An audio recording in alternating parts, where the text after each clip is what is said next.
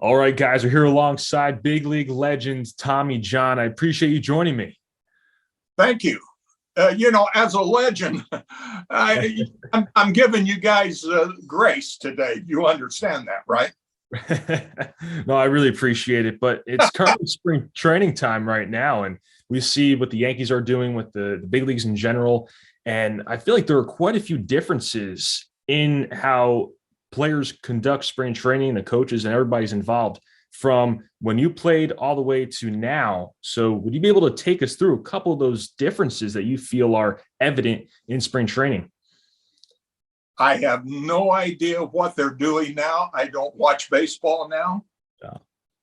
Yeah. I couldn't care less what they do or what they don't do now. The game's changed. Mm-hmm. The people that are in the game, that run the game, are messing with the game. And it's not the game I played for 25 years, 26 years. But right. When we went to spring training was a period of time that you use to get yourself physically ready for the season. And what they do now, I have no idea. I don't know. It seems like nowadays they're headed to spring training and they're almost already in game shape, because we see the World Baseball Classic and everything that's happening right now. It's very early in the season and they're competing in playoff type atmosphere games. So do you think that's a good thing, where you have guys who are showing up pretty much ready to go and they're in these competitive games right now, or should they ease into it a little bit more? My own personal feelings is you should ease into it. 162 games is a long time. Yeah. And now, asterisk. If you're trying to make a ball club, then you come in season ready and you're ready to go, boom, because you got to show the manager, general manager, and the coaches and the analytics and all that. You've got to show them right from the get-go that you're ready. But if you're somebody that, let's say Derek Jeter, why do you have to be in mid-season form?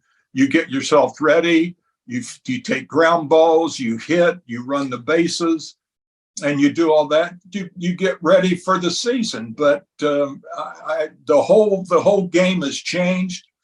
I don't watch it. Right. We see all the new rules and everything like that, and a lot of players. I spoke to Goose Gossage about it about a month ago, and he's obviously not a big fan of all the changes. But what do you feel baseball needs in order to improve it and make it a game that younger people would like to watch? I have no idea. Yeah. I play the game. Play the game. 9 innings, 3 outs an inning. If you've scored more runs than the other team at the end of the 9 innings, you win. Right. If game goes into extra innings, okay, it goes into extra innings. But you don't put guys on bases and you don't do all that. That's BS. Right. BS. Yeah. Well, going back to spring training, I mean, it must have been a pretty fun experience for you to be back with the guys and always have that experience to look forward to. Do you have any fond memories from going there and just having fun with the guys? Nah. Each team had their own personality. The Dodgers were more of a family. The Yankees were more of Reggie Jackson, and then guys fell in behind him. But, it just, you haven't seen the guys all year. You're back with them. You're clowning with them. You're doing all this stuff. And it's just something that you've been waiting for since the last season. Right. I'd like to touch on a guy like Thurman Munson and the importance of him and what kind of person he was in the clubhouse. I mean, you only see so much on the baseball field, but what did he mean to you and the guys inside of that clubhouse? Well, he was the team leader. Didn't say much, didn't do much, just was Thurman. If somebody had to say something or did something, Thurman would go up to him and say, hey, we don't do that here. That's what a team leader does. And Thurman was one of the best I've ever seen. Right. Was there a certain lesson that really stood out to you that maybe he had a conversation that really stuck to you and you've kept with you the rest of your life? Well, I come over to the Yankees and all spring training, I never threw the Thurman Munson. He never caught me. Right. And now we start the season, and I said, let's go over, how we want to pitch these guys. Well, they said, you want to pitch like you did in spring training. I said, you never caught me in spring training. He said, Tommy, I watched you pitch in spring training. I know how you like to throw the baseball. And I go, oh, okay. I understand that's why he's a great catcher. Right. He paid attention and he was very good. Unfortunately, I only got to play with him for the part of the 79 season before he was killed August 2nd. Right, right. How difficult of a day was that for you and the guys and all your teammates in the league in general? I mean, it must have been pretty tough. Well, it was an off day. Mm. And I don't know, I was cleaning corn, I think, and a phone, and I answered, hello. He said, Tommy, this is George Steinbrenner. He said, I got bad news. I said, what, George? What? Tell me what? Thurman just died. He was in a plane wreck and he died. And I went, oh, no. Oh, okay. I said, what do you need me to do? He says, why don't you call Jim Spencer? Okay. So I get off the phone and I call Jim Spencer and I tell him that Thurman was killed. And then hey, we go to ballpark. And Baltimore, we're playing Baltimore. And they said, hey, if you guys don't want to play Friday, Saturday, Sunday, or Monday, or all of them, let us know and we'll come back at the end of the season and play them. And Greg Nettles said, if Thurman thought that we were using his death to not play a game, he'd be so pissed at us. We play the games. That's what Thurman wanted. And we played Thursday, Friday, Saturday. Friday, Saturday, Sunday. I pitched Sunday afternoon at Yankee Stadium. And then Monday morning, we got on a chartered plane, all the players and their families, and we fly to Canton, Ohio for the funeral service. Right. Yeah. And there's so much talk too about the Hall of Fame and if he should be a member of it. What do you believe? Do you believe Thurman should be in the MLB Hall of Fame? Well, when I see the guys that they elect, yes. Yeah. He and Mattingly should both probably be in. And they have one thing that they have that maybe slightly people might say what they didn't play long enough, but as long as they played, they were damn good. I'll tell you that, both of them. And I think they both should be in the Hall of Fame. Right. Do you believe there's something wrong with that process of the Hall of Fame voting? Because a lot of people say there are other players who should be in it. People like yourself and others who made such great contributions to this game. Do you believe that there's a better way, a more efficient way to induct players into the Hall of Fame? I'm sure if you look at the whole thing, there probably is, but it's been going on like this for so long, you might as well let it go. The best thing that happened to me to get into the Hall of Fame was Jim Cotton. Mm. Jim Cott got elected last year. The next day after they elected him, that night, the next day, he calls me and he said, TJ, yeah, he said, this is Kitty. I said, yeah, Kitty, congratulations. God, that was great. You know, he said, I just want to call and say, you should be in before me. And I said, thank you very much. I appreciate that. Thank you. And that got me to thinking, maybe that will be the sports writers thinking, we got Jim Cott in the Hall of Fame, and now next we'll go get Tommy John in. Yeah, absolutely. Are there any other players who come to mind? You mentioned Mattingly, Thurman, and these other players, but is there anyone else you think, man, they should really be in the Hall of Fame, but they're not for some reason? There probably is, but I can't pull them up in my feeble mind right now. But you know, baseball's a great game. It's been around so long. The Hall of Fame's been there. Let's just keep it going, and you know, and it'll be fine. Right. It's funny. We actually met briefly a couple years ago when you donated the cast from your surgery to the Smithsonian Institute. And that was quite an event. And you had the whole cast was signed by different players. And what can you tell me about the process of deciding, hey, I want to donate this? This is something that should be somewhere on display. Well, that was the first cast, right, that they put on my arm. And I was with the Dodgers, obviously. And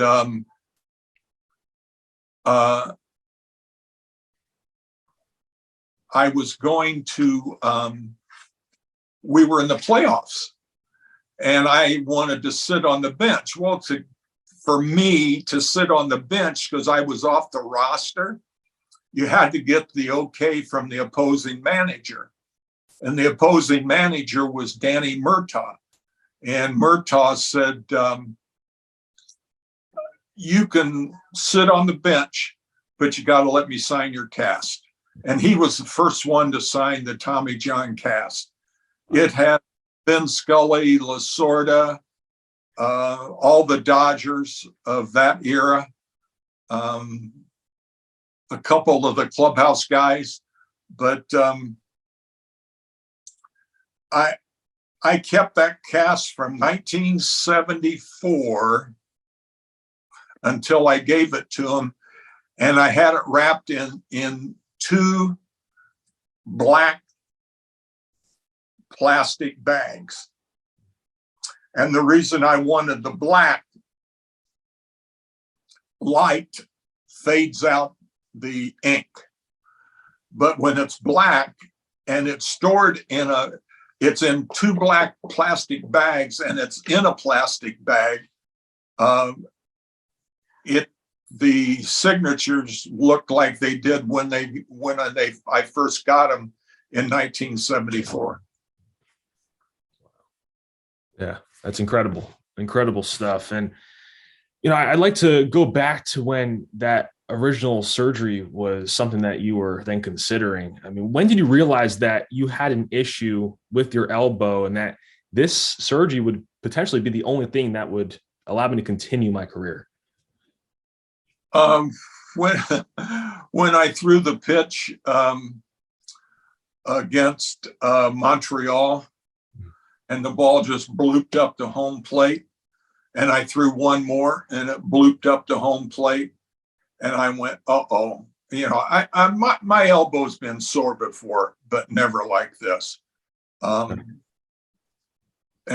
I go to our trainer, and I said, Bill Bueller, I said, get Dr. Job. He said, I've already signaled him. And I go down, and there was press and everybody in the trainer's room. And Job didn't want to do anything with all those people around.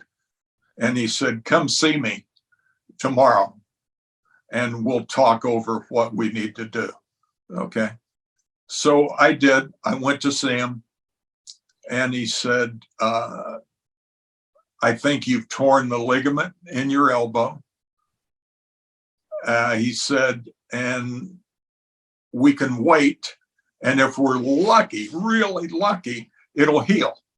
And then you'll be back throwing. If we're not, then we'll have to operate on it.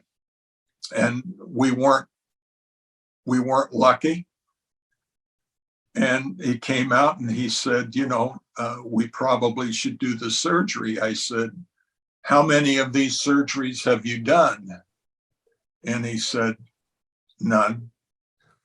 I said, you've done none of these surgeries. Well, I thought Dr. Joe probably, he was, not probably. He was the best orthopedic surgeon I'd ever been around. And if he'd have told me to go back of second base at Dodger Stadium and take a bucket of my German Shepherd's manure and bury the poop back of second base and my arm would be okay, I would have done it in a heartbeat. Yeah. So I told him, I said, okay, if I have the surgery, what are we talking about? He said, well, you probably won't play. I said, what is probably won't? He says, 1, 2 chances in 100. I said, and if I don't have the surgery, 0 chances in 100. Well, I was valedictorian of my high school class, and 1 or 2 chances in 100 is far, far, far better than 0 chances. Right. And I said, my words to Dr. Joe was, let's do it. Let's get it going. Wow. How difficult of a time was that then for you mentally, not knowing, there's such uncertainty in the air. You don't know if, hey, I might have thrown my last pitch right there if this is unsuccessful and things don't work out. I had a friend of mine back in my hometown of Terre Haute. He was a car dealer, and I'd already had a job lined up with him to sell cars and advertise at his dealership in Terre Haute, Indiana. So I was ready if things didn't work out, but I knew they would. I just said, if I go into this, I just feel God has wanted me to play baseball. If he didn't want me to play baseball, he wouldn't have made me left-handed. Right. So left-handed, which gives me a leg up on the other pitchers. So let's get it done and I'll be okay. Yeah. When you see the amounts of young players who are having the surgery, sometimes they have the one that's a little bit less of a recovery time with the internal brace. It's a shorter recovery, but when you see all these guys who are having a surgery, I mean, how does it make you feel? Does it make you think, oh, wow, they should try to do something a little differently and maybe their mechanics or take some more time off with more rest? I mean, how does that make you feel? Well, you hate to see it. I hate to see a kid have to have the surgery, but if it's got to be done, it's got to be done. And I've had parents come up to me and say, everybody that's had the surgery comes back and they throw harder. I want my son to have the surgery so he'll throw harder. I said, no, you're missing what you said. If you're injured, you have the surgery and it corrects a flaw. And you come back and you pitch. But if you're not injured, why do you want to have the surgery? Why do you want to have the surgery? I just gave you the bunt sign right here. That's the bunt sign. Why do you want to have the surgery and go under the knife when you don't have to? Yeah. And that's where parents miss the boat. They want their kids to be better, but the best way to be better is to work at being better. Right. Yeah, absolutely. And I'd like to switch gears a little bit and talk about some World Series baseball and the Yankees Dodgers in 77 and the 21st World Series championship that the Yankees won. I mean, how meaningful was it for you to be a part of that organization during that time? Well, I had four children born to our family. Every year one was born, we were in a World Series. And I was going to go to Steinbrenner with that and said, George, I'll get my wife pregnant every other year if you fund us, give me some money and let me. But it's Yankee Dodgers go back. God, how far did they go back? World Series. And it was so much fun to play against them as a Dodger. And then when I went over to the Yankees in '81, it was fun to play against them as a Yankee. I didn't do very well. We lost every year, but it was fun to do it. Right. And then when you have somebody like Reggie Jackson, who's just tearing it up in the batter's box, I mean, watching somebody like that, what can you say when you're sitting down in the dugout and you're just watching somebody perform like that? Well, I always said I pitched Reggie pretty well. And I just felt that Reggie's Reggie. He's going to swing 110 miles an hour. And he's going to get down on his one knee when he's swinging. But, if you make good pitches to him, you will get him out. Is it guaranteed? No, but it's better than throwing a fastball right down the heart of the plate. Yeah.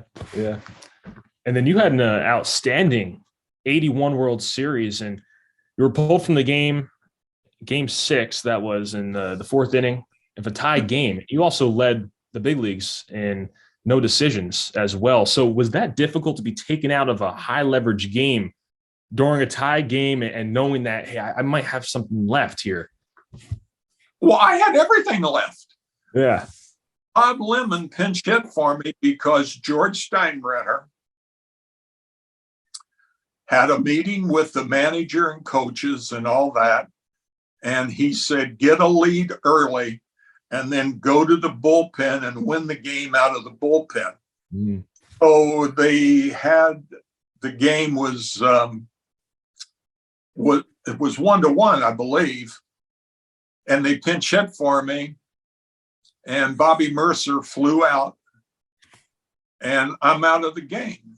And I tell Lim, I said, Bob, that doesn't make baseball sense.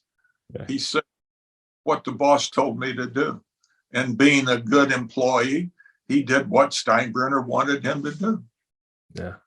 Does that hurt when it seems like the front offices or ownership interferes with the action on the field? Because it seems like a little bit of what we're seeing nowadays with how analytics is kind of being incorporated, where the front office is calling down and say, hey, you got to change something up there. This is the lineup we want you to use today. And they're not letting the managers manage as much as they should. Well, I think they've gotten away from baseball. They've gotten away from scouting. They've gotten away from all of this. And you want your best pitcher on the mound. You want your best defense back of that pitcher. And you go from there. And if the pitcher's on and he's throwing strikes, you got a chance to win ball games. If not, then it's going to be a quick, boop, you're gone. And, but that's the way baseball's done now. That's why I don't watch it. Right. And to the young ball players out there, I know there's a lot of kids out there who are doing what they can to get to the next level, and some are facing adversity along the way. I mean, you're somebody who faced quite a bit of that throughout your career. What message do you have for them on trying to stick with it and do what they can to advance to the next level? Well, my thing is, if you're injured, work to get over the injury, do your physical therapy, get strong, come back and give it your best. Yeah, all you can do is your best. And if that's not good enough, then, go back to Terre Haute and sell cars at my friend's car lot. Right. And it's interesting too, because there's a lot of youth sports teams where there's kids who are quitting super early because of the pressure that they're facing from their coaches, their parents, and those kinds of people externally. So how can they deal with that? How can they face that type of environment where they're kind of feeling this pressure, but they also want to still love the game, but it's tougher for them to do so? Well, you're messing with mom and dad, and Yeah. it's mom and dad. If you know, it's just, maybe you ought to give them a magazine on how to parent an athlete. Yeah. But it's the way parents want to see their kids succeed. And you have to do what you have to do as long as you can do it. And you go from there. Right. Well, I know your friend's here as well. Would you like to bring them in to the shot right now? No. Wait a minute. All right. Gerald! This is Larry Haggerty. Larry's my best friend. I met him at Citizens First National Bank when I went into the Wyckoff, New Jersey office to open an account. He was my banker. He's the banker boy. And on his desk, and I saw all these golf things, trophies, and we started talking and found out he likes golf maybe a little more than me, which is whoa. Wow. We've been best buds since 1979. Yeah. Almost 50 years. Yeah. Go far. You too. All right, Larry, what's your favorite Tommy John story? Oh, there's a lot of them. You want a serious favorite one? A funny one. Well, I'll tell you one that really kind of always moves me. It tells you a little bit something about him. We were going to play golf at Silver Rock, and the girl behind the counter I knew from back in New Jersey days. And she came out and gives me a big hug and says, "You won't see me for a while." And I go, "Why?" And she says, "I've got breast cancer. I'm going through surgery." Oh, so I gave her a hug and I said, "Good. Well, good luck. Let me know how you do." So we go play golf, and about 2 weeks later, I get a call from her. And she says, "You got to give me Tommy John's phone number." And I go, "What? Why?" She said, "He sent the biggest, beautiful bouquet of flowers to me. And I just have to thank him." And so I did. And then I called him and I said, "You SOB."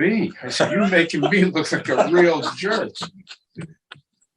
But he didn't even know her. He had no idea who she was. He just was listening to the story. Well, she was going in for very, very life-saving treatment. Yeah. And she was an employee there at the club. At the club, yeah.